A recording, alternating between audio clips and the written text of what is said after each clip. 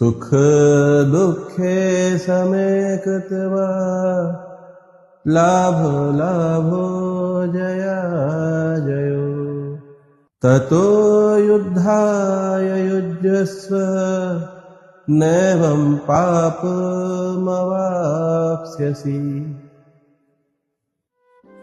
जय पराजय, लाभ हानि और दुख सुख को समान समझकर उसके बाद युद्ध के लिए तैयार हो जा।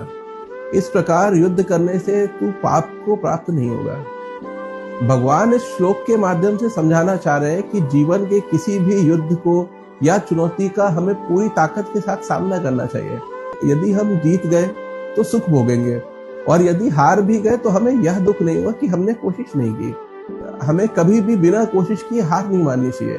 यही भगवान अर्जुन को समझाना चाह रहे हैं कि वह सिर्फ युद्ध करे, हार जीत की परवाह ना करे।